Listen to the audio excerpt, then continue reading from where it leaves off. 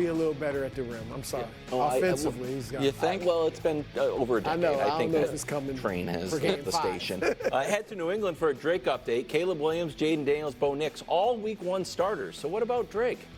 Well, the Patriots said they not like us. Drake might sit. Take a listen. Well, early impressions of Drake, look, I mean, he has a lot to work on. He has a lot to work on, but I have no doubt that he'll put the time in. Look, it's all about, I mean, hard work works. We talk about it all the time, and he's working hard. So day one is kind of hard. It's kind of hard to really say, you know, this guy did X, Y, and Z. That's a tough one. I try not to judge people at the mic because not everyone has the charisma or can talk well. You know, it's just some people can talk great and be complete buffoons. But a very short little snapshot of that, I'm like, that's not good. I mean, all quarterbacks have young quarterbacks have a lot to work on. You don't think Patrick Mahomes had a lot to work on his first year? You know, Bo Nix, Caleb Williams, Joe Burrow, Josh Allen, all these guys have a ton to work on. So I you know, what's my first impression? He's got a lot to work on. That's just like, man, your first impression, I'm excited. What this kid can do is awesome. Of course, he has a lot to work on, just like any other quarterback has a lot to work on, but he's showing some really great stuff, and I can't wait to get to work with him. It's really exciting. That sounds so much better than he's got a lot to work on. I just had to emphasize that because it's just, you're already creating this conversation around he's not good enough, and that's a problem. Patrick Mahomes wasn't good enough. Again, like I said, Josh Allen wasn't good enough. Joe Burrow wasn't good. None of these guys were good enough until they became good enough. So why emphasize that at this point? It's a mistake publicly that I think. Okay. Should Drake sit? Well, obviously he should, but he's not going to be allowed to. What? What do you mean? The people running the team, the Crafts, didn't allow, I believe, Elliott Wolf to seriously consider trading the pick because they wanted a quarterback, and they're not going to allow Gerard Mayo to seriously consider not playing the quarterback because they want to turn the page on the next step of the Patriot era, which is, as we know from the documentary and from the reporting, there is a lot of belief within the Kraft family that one of the underrated elements of the Patriot dynasty has been the Kraft family. And they're going to show everyone now that the quarterback is gone and the head coach is gone. And you're not going to do that with Jacoby Brissett, who was, of course, originally drafted by Bill Belichick. Sure. So I think Drake May, of all the young quarterbacks, the one who should sit the most. Not his age allows for it, but also because they have a mediocre at best offensive line and terrible skill position guys. So let him sit for at least half a year, if not a full year. But I don't think they'll let him do it. I do not think ownership will allow it, bro. Huge mistake if that's their plan. He should absolutely sit. He's raw. Now, he's talented, but he's raw. And where's the example of the guy sitting that was actually good and suffering from it? Patrick Mahomes, Jordan Love, you go back to Aaron Rodgers. I'm not saying everybody who sat. Some guys just aren't that good. But if you sit, you actually have a better chance. I think he can learn from Jacoby Brissett, who, while a career backup, is smart, is professional. I think he'd help him out. And like Nick said, look, with those skill positions, with that team in general, with a new coaching staff, a brand new head coach, they're going to struggle, and he most likely is going to struggle. And so next year, people, if he struggles, which is what you would expect, next year people are probably a little bit down on him. Like, man, we probably made this guy isn't that good. So, I bet, because Mac played well as a rookie. Oh, he played great. He made the Pro Bowl. I'm less worried about what the fans think. I'm more worried about, I think we saw from Mac how much confidence in getting beat up can impact a guy. Yeah. And I think, you know what I mean? I just don't think he's in a position to succeed. So, okay. I wholeheartedly agree that Drake May should sit. I'm a huge fan of having your quarterback sit for the first year or so. Mainly more than anything, especially these younger guys, like I say this a lot, they're still going through puberty. Their body is still developing. And now you get to give them a full year where they get to continue to mature physically and emotionally and mentally. They get to learn what it's like to be a true NFL pro. They get now to work out with the true best in the business, strength and conditioning coaches, dietitians, all of that, massage therapists, all of it, physical therapists, and they get to just get settled in. Because when you enter the league, it's immediate stress and anxiety. Immediate.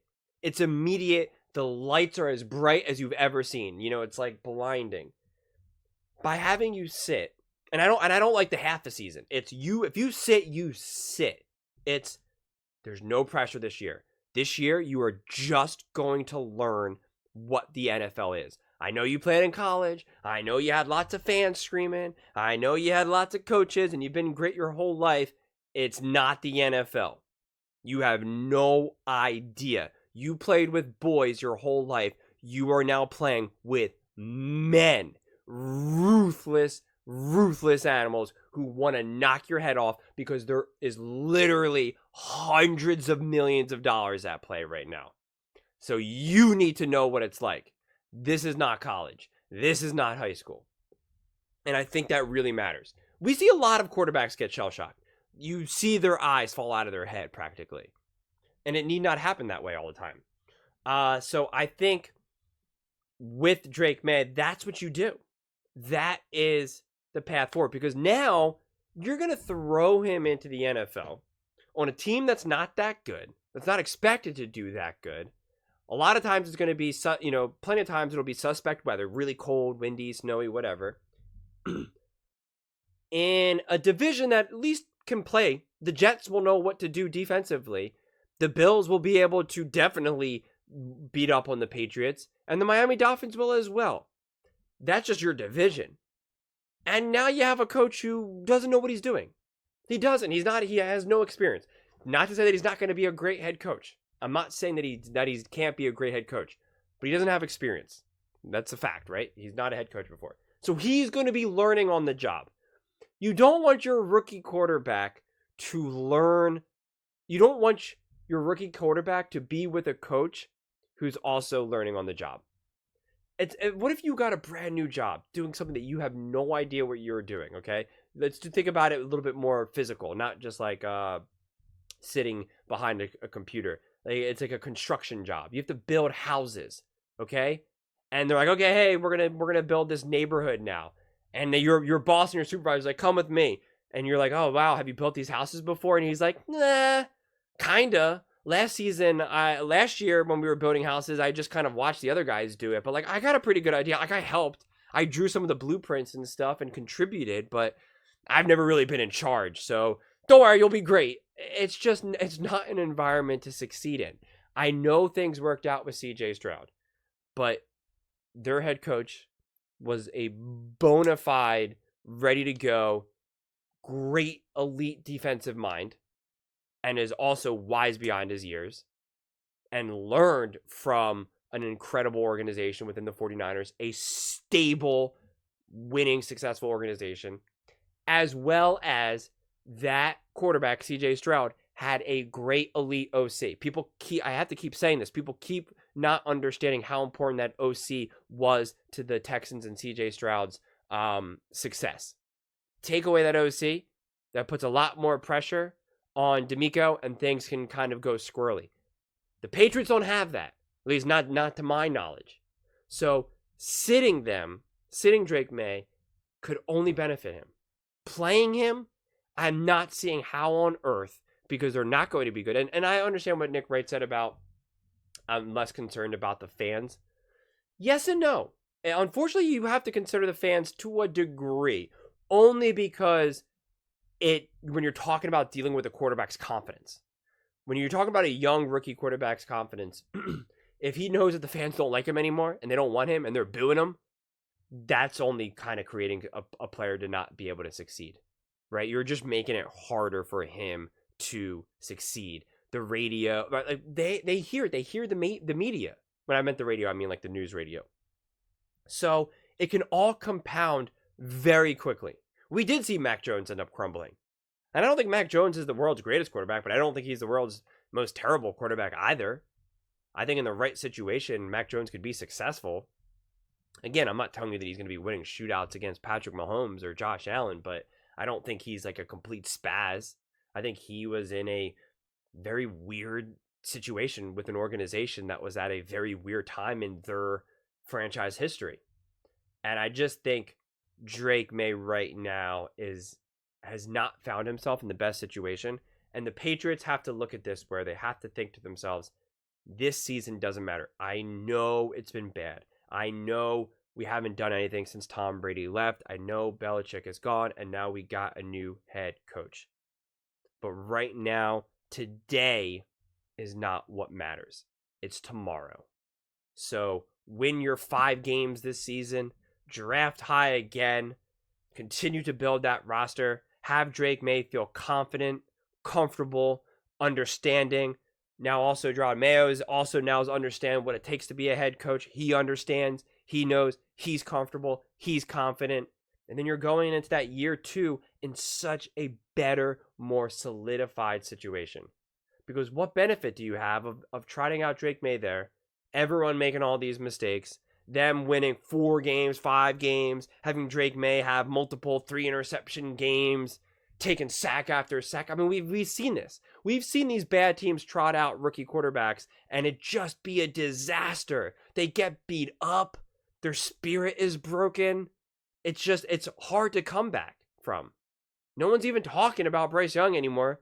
Seriously, no one's talking about him. He's nothing now. He's literally nothing. And we have plenty of other quarterbacks that this has happened to. So I just think patience is the key. The Patriots have 0 chance at making a playoff run this coming season. And if that's the case, why trot out who's supposed to be your future in Drake Maye? Let him develop, let him mature, let him learn the NFL, let him get comfortable, and let him just do so in a minimally stressed out environment. If you throw him right now, is there a chance that he succeeds? Of course, right? Of course. I think Drake Maye could be a great quarterback moving forward. But patience is key.